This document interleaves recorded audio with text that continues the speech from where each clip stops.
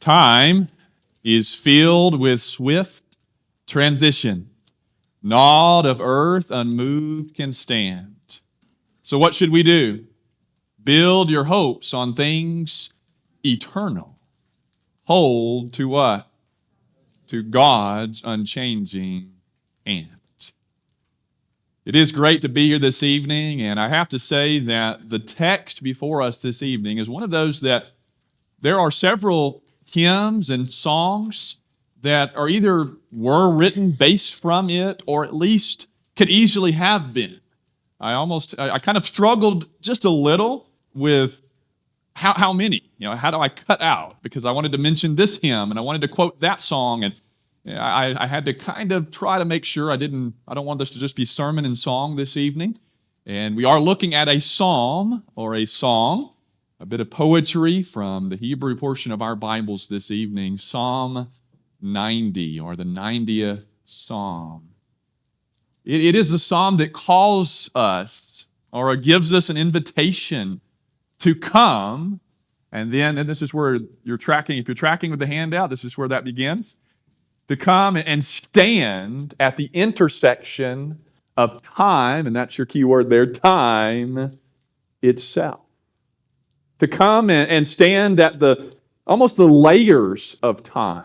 Peel back those layers mentally, emotionally, and think about both the idea of infinite time or eternity, but then you have to come back to grips with our own mortality. Now, there are some things that are unique about Psalm 90. I suppose you could say that every psalm is unique in its own way, but there are some things that are specific to this psalm. And the main one, and somebody already gave it away earlier, I'm not going to name names to protect the guilty, but someone asked, isn't this the one that Moses wrote? And it has generally been attributed to Moses. We can't necessarily prove that. He didn't sign his name at the bottom that we know of, but it is thought to have been, through the ages, it's typically been attributed that Moses is the human author of this psalm.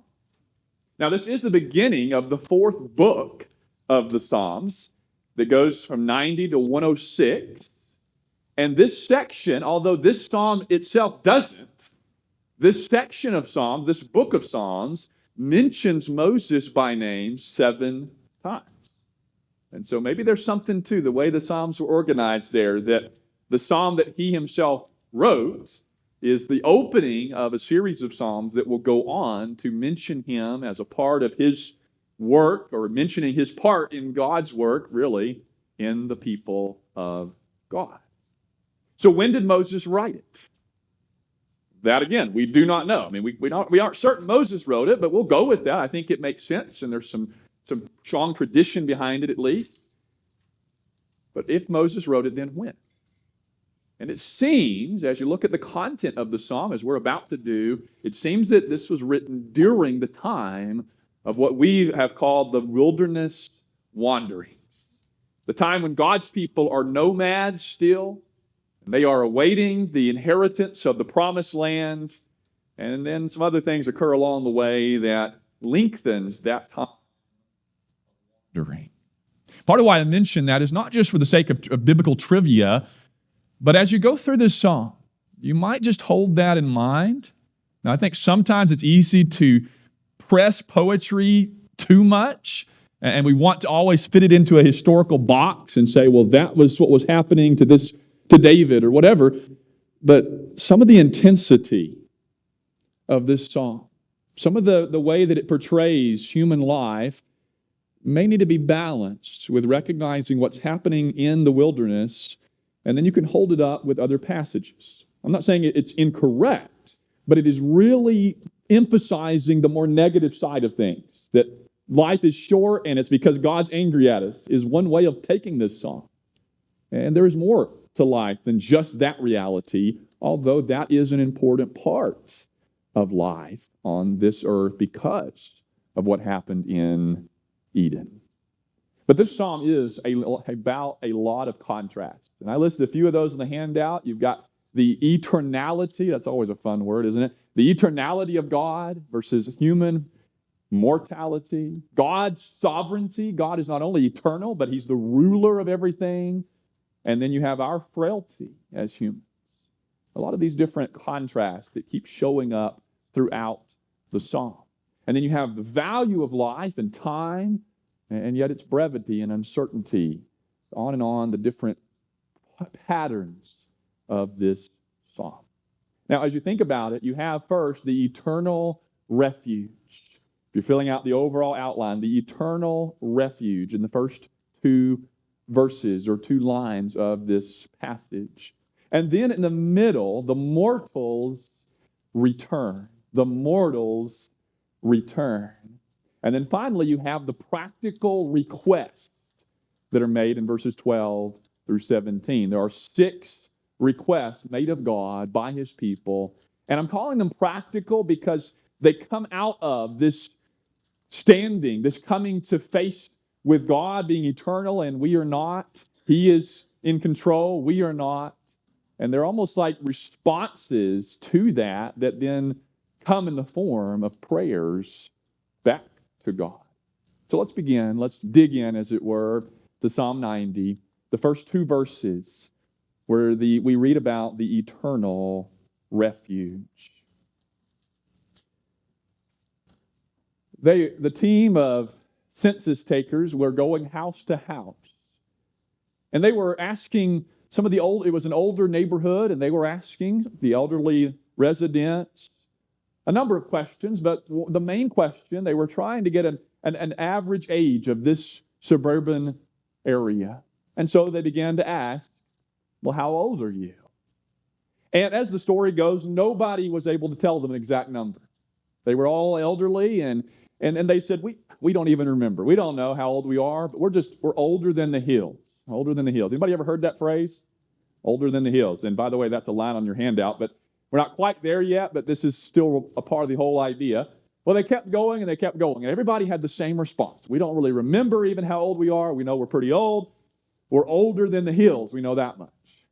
And then they knock on the door, and these 2 sisters that were now living together to help each other, they come to the door, and they begin to ask them questions. And of course, one of the very first questions is, tell us your name. And does anybody know what they said? They said, we're the Hills sisters. Everybody else was older than the Hills. They knew that much. When you think about this passage, and by the way, I almost cut that joke, okay, because I don't want to over-trivialize or make too light of this, but the opening of this psalm is that God is older than anything and everything. And it's not because God is the old man upstairs that's just been around longer than anybody else. Well, it's that God has always been. It's like the old question that we tend to ask as we grow up. Well, who made God? Or where did God come from? Let's read the first 2 lines. He says, Lord, you have been our dwelling place in all generations. Now, you could take that and say, okay, well, that's all of humanity. That's all of human history. God has always been there as the dwelling place or the refuge for his people. And that is comforting and powerful in itself. But then he said this in the next line, that before the mountains were brought forth, or in this case, you might even think about it as before the hills were made, or ever you had formed the earth and the world. And it's possible to look at that phrase there, formed, as a reference to, metaphorically, God giving birth to the world. Before you birthed, you made, you formed the earth and the world. And in our modern vernacular, we might think planet Earth and then the universe, the world, everything else. Heavens and the earth, Genesis 1:1. From everlasting to everlasting, you are God. So it's not just human history, all generations of people.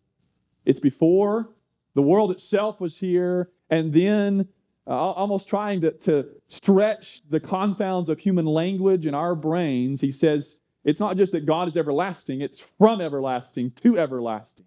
And it's not just that God was there. This isn't just about his existence. It's that he was always God. Did you catch that? From everlasting to everlasting, he could have said, you existed, you were real, you had being, and that would be true. but he says, you are God. Now, this is one of a handful of times throughout the Psalms when God is upheld before us, not as one who provides, or I should say just provides a place of shelter from the storms of life, but he is upheld as he himself is the dwelling place. You might go to the next Psalm, Psalm 91. Look at the first two verses, or look at Psalm 91, 9 and 10, or go back to Psalm 73. I know we're jumping here, but these are passages for your own consideration. If you want to look them up and look at them closer, they're there on the handout. Psalm 71, verse 3, though, is a personal, very personal expression of God being my refuge. He himself is the place, if you will, that I go to for help, for rescue, for comfort. But he is the one. Now let's read a comparison passage from Deuteronomy. I chose Deuteronomy as the parallel reading because Moses is the human author behind Deuteronomy. Deuteronomy 33, verses 26 and 27. This is also in a poetic section.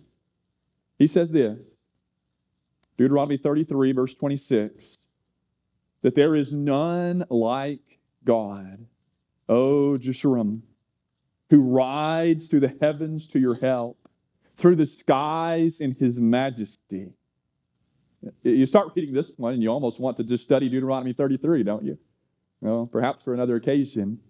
But then he says, verse 27, which is more specific to our Psalm 90, the eternal God is your dwelling place, and underneath are the everlasting arms. And he thrust out the enemy before you and said, destroy. God is the dwelling place for his people. The Israelites, if what we said earlier is accurate, this is written during a time when they are traveling and living in tents. They know they have a home out there. They've got the land of Canaan, but they're not residents at all yet. And Moses writes and says, the Lord has always been our dwelling place. He's always been our home. And that wouldn't change when they conquered and settled in and moved in to the land of Canaan. Now, you could easily take that and put that in the Israelite of God today and say, we're called sojourners and we're called to be people who are not truly at home in this world. We sing the song, this world is not my home. And you can trace that, or you could just simply live and embrace in this evening the reality that regardless of your life and your home life and where you are and how long you've lived where you are, any of those things, God is your true home.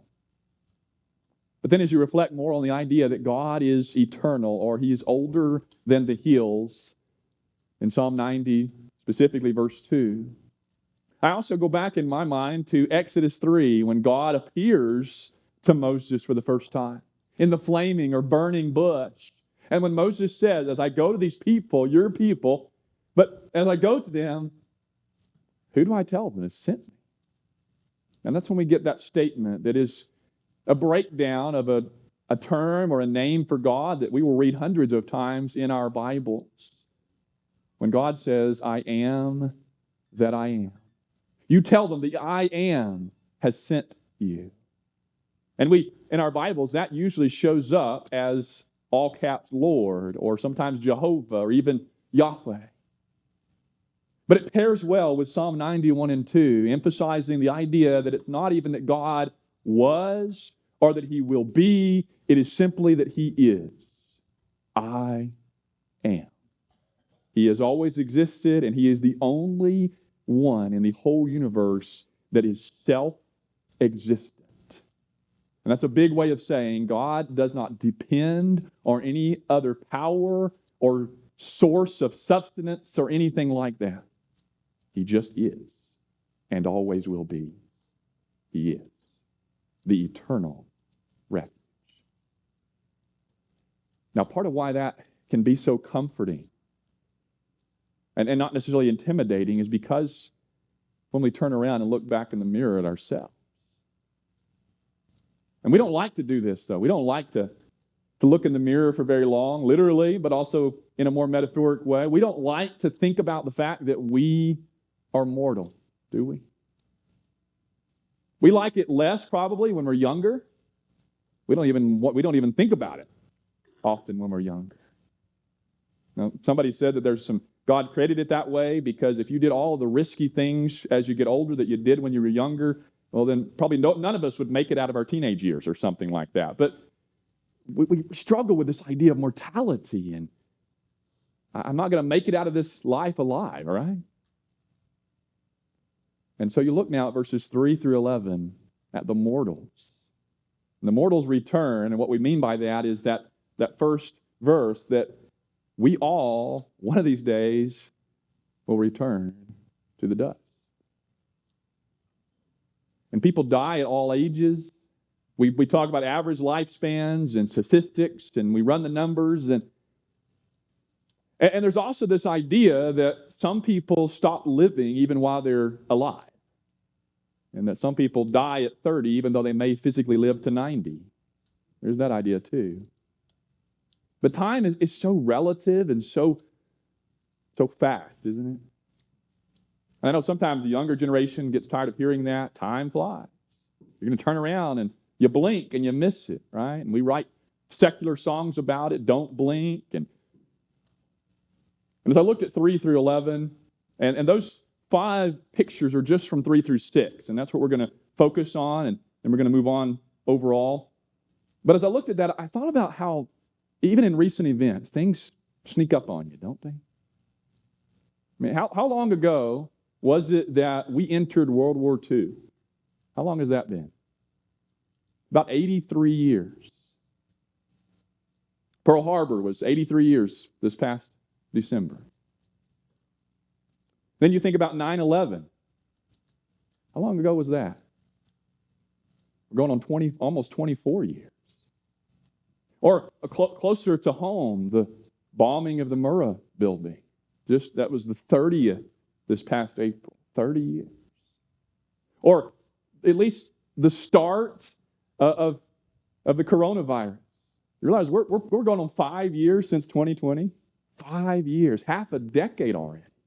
And then this summer, we're almost a full 7 days, a full week into July. We're about a month from when school starts. We're less than 2 months until football season, and some people are dreading one, some people are counting the days to the other, and you figure that out. Time passes so swiftly. And so you have these 5 pictures here in this psalm. The first one is dust. He says in verse 3, you return man to dust. And say, return, O children of man, or sons of Adam. And then you go back, Adam is created. God forms his body from the dust of the earth, breathes into his nostrils the breath of life, and man becomes a living being, Genesis 2:7. But God gives them the statement and later in Genesis 3, after sin, and says, you are dust, and to dust you shall return. That's his first picture that's borrowed from earlier scripture, for that matter. And it is not as common anymore, but it used to be that phrase made its way into funeral eulogies, or usually the graveside statement. From dust you have come, to dust you shall return. We've written songs about that too, haven't we? Dust in the wind, all we are is dust in the wind. See, I don't just have hymns tonight. I've got Kenny Chesney and Kansas, okay, if you picked up on those two already. Dust. And sometimes you might think about that, almost like the story this morning. You might just grab some of the Oklahoma dust, and you don't have to really do it. The wind will do it anyway, but you might just throw some up in the air sometime and think about dust. Then in verse 4, he compares us today to a day, or even less than a day. He says, for 1,000 years in your sight are but as yesterday when it is past, or a watch in the night. And that's when you might think about a later passage that almost seems to echo or borrow from it in 2 Peter. But have you ever said something like that? Well, that feels just like yesterday. And depending on where you are in time, in your lifetime, that might be a few months back was just like yesterday. It might be a few decades. It might be half a century. Feels like just yesterday. And sometimes you catch yourself and you really think, well, that wasn't that long ago. And you start looking it up and you think, almost like some of those dates earlier, well, wait, that was a decade ago. I thought that was maybe 3 or 4 years back. You ever thought about God's perspective on time? Someone suggested that, in one sense, this is almost like an understatement here. I mean, how do you even pick a number for an eternal God? But from God's perspective, time, he says, even a day, even yesterday, even 1,000 years is just like, oh, that was yesterday for God. But his point is about how we are mortal. On biblical record, the oldest man who ever lived didn't quite make it to 1,000 years. Today. And then to a deluge, or a deluge, in verse 5. He says, you sweep them away as with a flood. And you might think of that as the swiftness. You might think of that as you try and stand there for very long as the floodwaters come in and see how well that works. But that's how the end of life, that's how the uncertainties of life. You might think about the phrase we hear in prayers that life is short and death is certain. Death is here compared. Life, death is like standing before a flood. And then a dream. And these follow quickly. He says they're like a flood, they're like a dream, like grass. And here, I think it tends to go back and forth. It's time, it's life, it's us, our lives that are like a dream. You think about that. Like grass, and that's why I use the word dew as my word, okay? I couldn't get the 6 requests to line up as easily, but I figured out a way to make it somewhat memorable of the 5 pictures. But he says the grass that is renewed in the morning.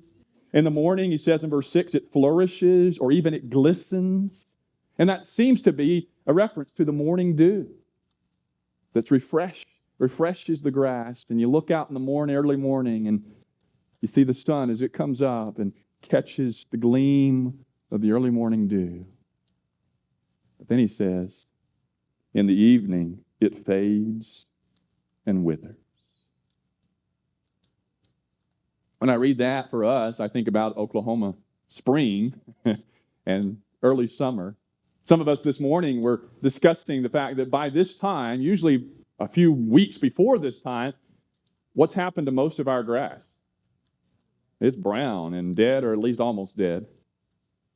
And some of us like that because you don't have to mow it as much unless you really water and fertilize. Some people that want it to stay green, and they're spending lots of time and money to try to keep it that way. But the point here is that it doesn't matter in one way or another, even during a day or during the passage of summer or by the time winter comes at least, it's all going to wither away. You might think then of the 4 seasons concept of life, right? When you're born and you're young and you've got lots of energy and excitement, that's spring. And then as you approach middle age, you've got the summer and then the fall. But winter is always coming. It comes around every year. The actual season. It's always coming. Now, you don't have to look very long at this psalm to know why I said it's kind of negative. It's kind of morbid, isn't it?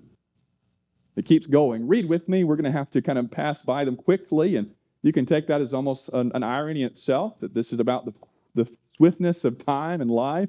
We're going to read through this 7 through 11 now. He says, for you we are brought to an end by your anger, for by your wrath we are dismayed, or we panic. And this one note here, some of this here I do think is specific, the intensity is specific to the wilderness generation. And how God was bringing an end to their life in his anger. Their generation was going to all die out before they entered the promised land because of their rebellion and lack of faith in God and his power. But it easily does still have application to the fact that we are mortal because of sin, and that life is as it is, not just because, well, that's how the world works, but the pain and the decay and the uncertainties of life are all ultimately at the feet of that Pandora's box that was opened in Genesis 3, or is recorded in Genesis 3. But he goes on to say, you have set our iniquities before you, our secret sins in the light of your presence. For You might notice the 3 times the word for is used in this. There's a pattern here. For all days pass away under your wrath. We bring our years to an end like a sigh, or we moan and die. Like I said, it's sad. The years of our life are 70, or even by reason of strength, 80. Yet their span is but toil and trouble. They are soon gone, and we fly away. Who considers the power of your anger and your wrath according to the fear of you? This is when we are, if we're going to take the psalm seriously, regardless of any of that background and potential context, we have to seriously contemplate our own mortality, our own frailty, and our own sin before God, how it is exposed before God. We have to come to grips with the reality that we are the mortals who return one day or another, sooner or later, to the earth. The mortals return. But what do you do with that? I mean, you can just get down and sad about it. You can get kind of depressed. You can get where you just ignore it and avoid it as much as you can, and you can't totally do that. You can pretend that life is never going to end. You're just going to enjoy life, and that sometimes determines the decisions and habits you develop. I think about this statistic. Did you know that as an average, by the time your children are 12, and mine are here, they're in the nursery, all right? But and it makes them sound like they're babies, but this whole point is that they're not anymore. By the time your children are 12, you have statistically spent 75% of the whole time you'll ever spend with your children. Of course, Rose is about to turn 11. And sometimes I think about that and I want to cry. Now, some people think about that and they want to just jump up for joy, right? That, it's how fast it passes. Again, that's what you can do. You can just get sad. You can get mad at God or at the world. But here's the request that we are encouraged to make of God as a response to his eternality and our mortality. Look at verse 12. Teach us is the first one. He says, so teach us to number our days, that we may get a heart of wisdom. And I've looked at that over the years, even in my life, and I've thought about it like, on one hand, it's that there's a prerequisite. You have to come to grips with your mortality or number your days so that you're ready to then go out and get wisdom from God. But it seems that it's at least possible that part of that is there is a kind of wisdom and a kind of seriousness and a kind of perspective on life that you get when you take the time to seriously come face to face with the brevity and uncertainty of life, with your own mortality. There's something about that changes how you look at life, how valuable life becomes. The time that you get with your family, the time that you spend with God's people, the time that you spend in what is healthy and good versus what is harmful and sinful. Maybe there's something about wisdom that is gleaned or gained from numbering your days. Now remember, the people that are with Moses, their days were numbered. They knew we're not living past this journey. They didn't know it, but they had 4 decades, and that was it. And you look at the numbers, and there were a lot of people dying every day, or not every day, but there were a lot of people dying, and some every day for Moses statistically. Now, have you ever had somebody tell you your days are numbered? Hopefully you haven't. Maybe you have. It's kind of like when you tell somebody, have a good day. Enjoy the day.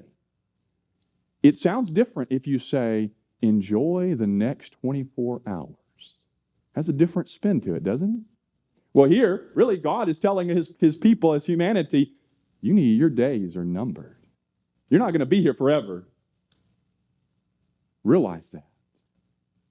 And so, because of that, verse 13 says, God, return to us. Return, O Lord.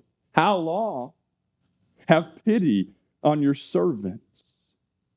Now, you may have an English text this evening that has God repenting, and this isn't the only time that sometimes in the Bible it says God repents, but it's a term that can be used in a lot of different senses. It means to turn back. It even can mean to have compassion. It can mean to start over, a lot of different things.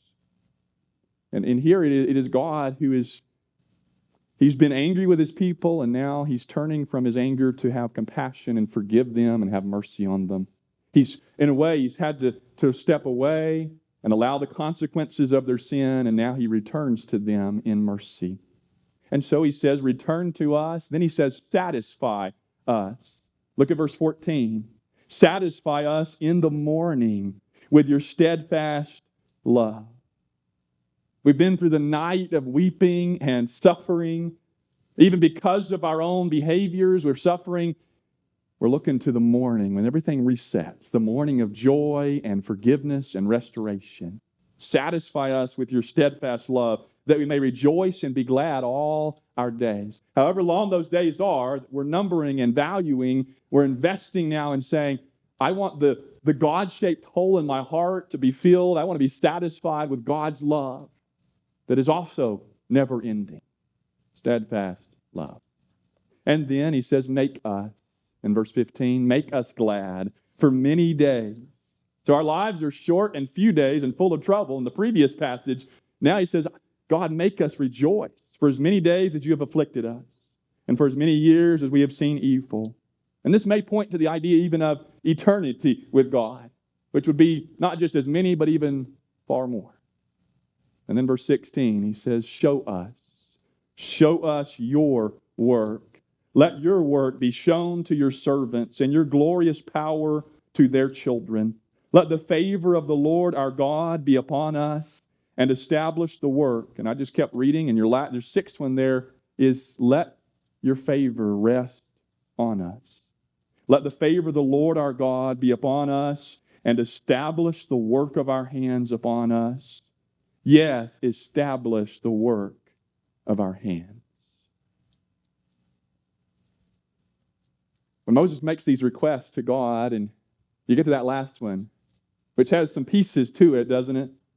It's your favor coming down, and then maybe in his favor and his grace, he works and gives success, gives meaning to our work.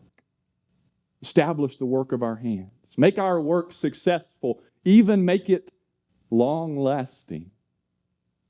Now, here's something else to keep in mind. That phrase, establish the work of our hands, the phrase work of our hands, and even that request is in Deuteronomy.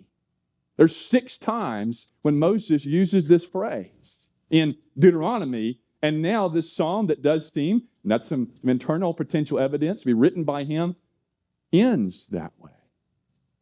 So you come to the crossroads of time and eternity, God and his sovereignty, us in our mortality and our frailty.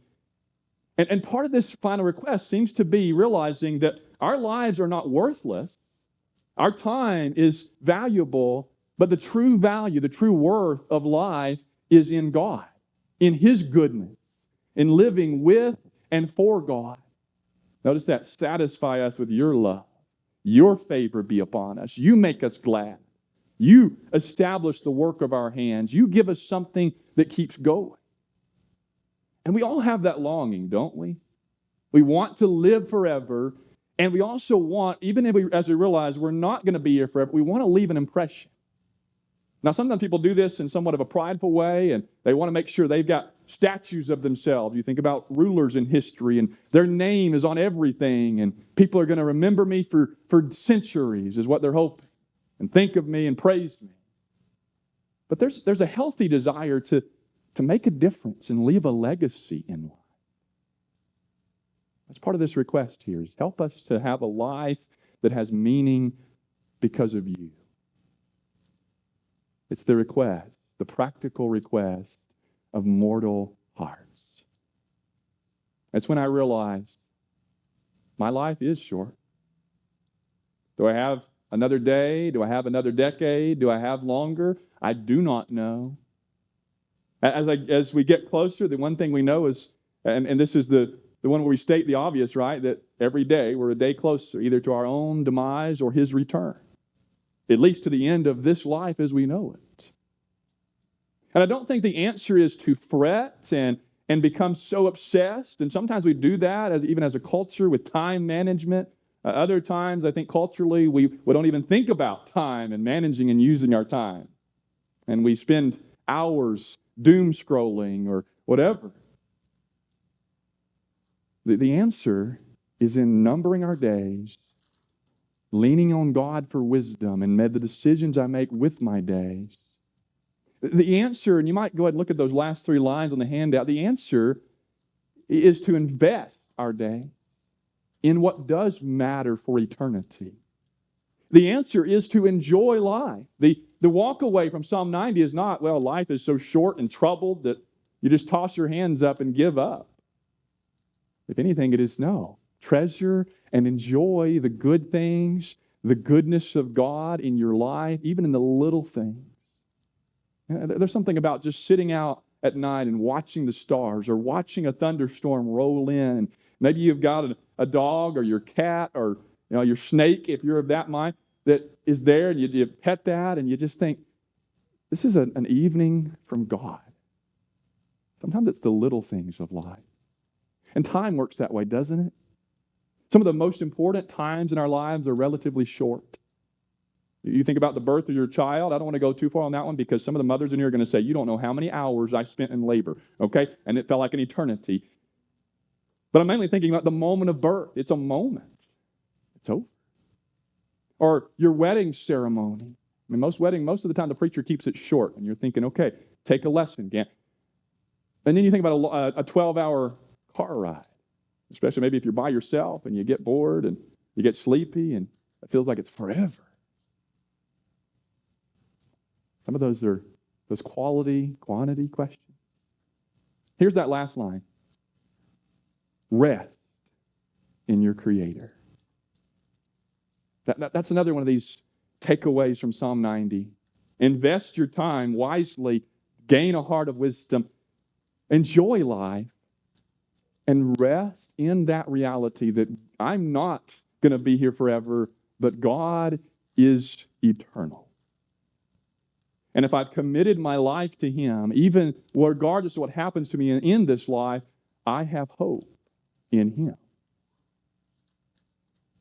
That's why there's almost a resting here. And it is not that raging against the night. It is also not that where we said you throw up your hands and throw in the towel and doesn't matter. Life is short. I don't know what tomorrow holds. Oh well. It's more of a comforted, calmed peace that says, I don't know what tomorrow holds. I don't know how long I'm going to be here. But I'm going to rest in the hands of the God who is my dwelling place. Now here's where we're going to sing an invitation song. And I promise you, I did not say anything to Gary about this. I can show you later if you want. In my phone, I have the words to this song in my phone because I was afraid I was going to mess it up. And so I was going to read that. So you're welcome. Gary just made the sermon about, a minute shorter. Okay? And so as we stand and sing this song, let's reflect on ourselves, but let's not stay there and linger there too long. Let's focus on God, who from everlasting to everlasting is God. Let's stand and sing together.